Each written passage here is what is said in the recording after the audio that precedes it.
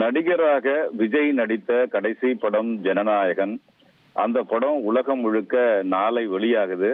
இந்த நிலையில தான் நடித்த கடைசி படத்தை முதலமைச்சர் திரு விஜய் சற்று முன்பு பார்த்திருக்கிறார்.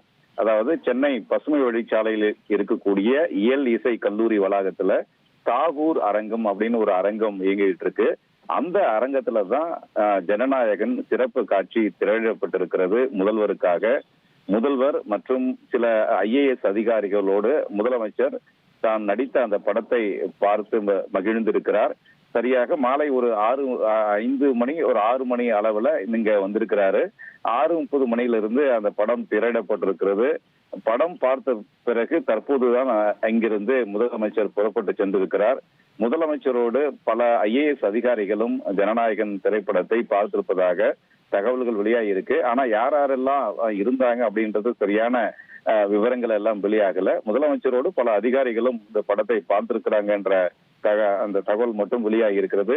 நாளை காலை உலகம் முழுக்க இந்த திரைப்படம் என்பது வெளியாகிறது. மிகுந்த எதிர்பார்ப்புல ஆவலோடு ரசிகர்கள் எல்லாம் இருக்கக்கூடிய ஒரு சூழல்ல முதலமைச்சரும் இந்த படத்தை பார்த்திருக்கிறாருங்கிறது குறிப்பிடத்தக்கது.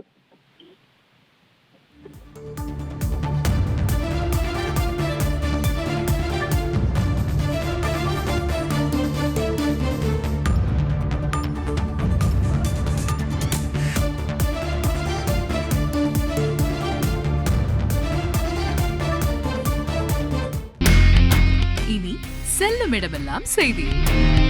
தந்தி டிவியின் வாட்ஸ்அப் சேனலை ஃபாலோ பண்ணினா செல்ல இருக்கும் இடமெல்லாம் செய்தி.